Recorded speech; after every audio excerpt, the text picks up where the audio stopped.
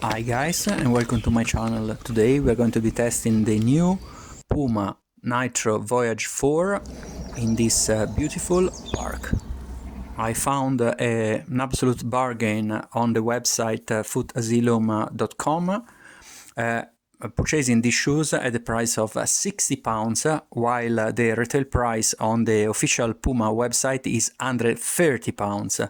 Now, I've been a fan of the Puma Nitro Voyage 3, having purchased two pairs and having covered more than 1,000 kilometers using them. And therefore I decided to give to the new model a go. In the beginning I was a bit skeptical because I've seen that the outsole has changed. Previously in Model 3 they use this technology called Power Adapt. Basically the lug move a tiny bit in the outsole, keeping your grip always super secured. I've seen that basically this technology has been used in the new Puma Nitro Elite trial shoes. Basically they apply the same technology to improve the grip, and I must say that I never ever used a pair of trail shoes with such a good grip. So therefore I was, as I said before, a tiny bit skeptical about the new model, because I've seen that basically they don't use the technology used before. So to cut the long story short, I decided to give it a go, and yeah, and I've seen that straight away that grip is good, is very good. I mean, not good as much as in Model 3, but very, very close to it. I tried to do some silly tests on a wet curb, because living in the UK, unfortunately, with the weather we have over here, it's very, very common to see the rain. So and curbs might be very, very slippery if you don't have the proper grip. And the other thing that I tested was the tiles in Tesco, because very often after the training session I go to the supermarket to buy some food, and I've noticed that there are some trail shoes that are absolutely slippery on the tiles of the supermarket. So I decided to test them before actually going for the trail run. So these shoes have a heel stack of 38 millimeters compared to the version 3 that had 35, with a heel drop of 6 millimeter compared to the Voyage 3 that had a heel drop of 8 millimeters, which means that in your forefoot you have more thickness, which help something like in increasing the comfort of your ride. Regarding the outsole, they use this technology called Puma Grip ATR, and as I said before, aside of this technology, the previous model used as well the Power Adapter, which was absolutely outstanding.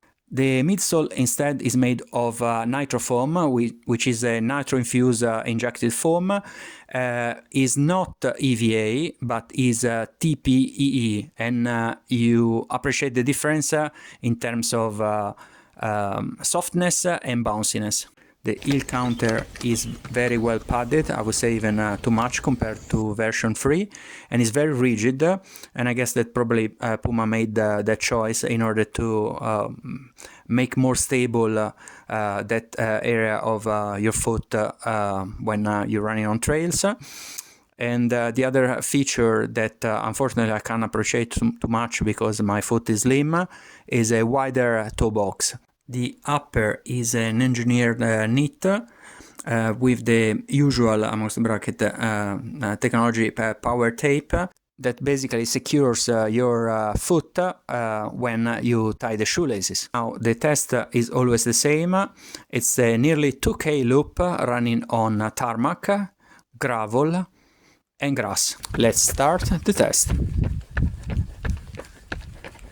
forgot to mention the weight of these shoes, which is 276 grams, which means that are 12 grams per shoe lighter than the Voyage 3.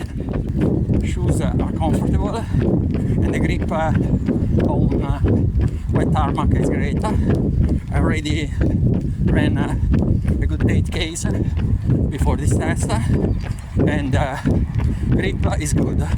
As I said before, not exactly the same one of the Voyage 3, but very close to it.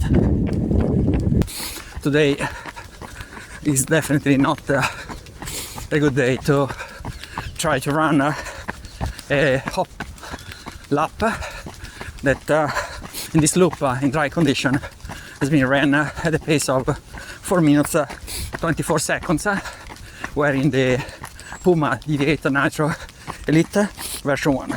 As you can see, mud starts to appear and it's very thick. And again, so far I haven't slipped yet. Yeah, let's see what happens when we have to go downhill. As you can see, it's very muddy and very dangerous. I don't want to injure myself. So let's try just to review the shoes today. With a reasonable amount of mud, they are very good. But when the mud is too thick, actually, I would say with this mud, this amount of mud, I think that any pair of trail shoes would fail. See, even the grass is completely covered on mud.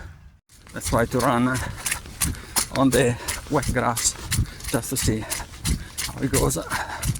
But again, the grip is good, but I don't feel comfortable in running at full speed on such a slippery surface. Though shoes are very grippy. Don't get me wrong, it's not about the shoes, but it's about the runner. So again, well done to Puma.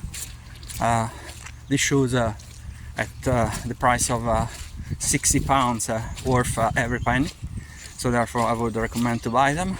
And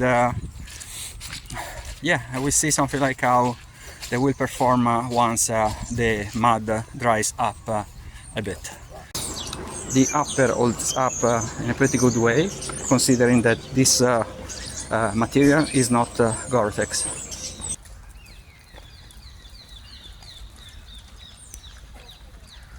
I'll see you at the next review.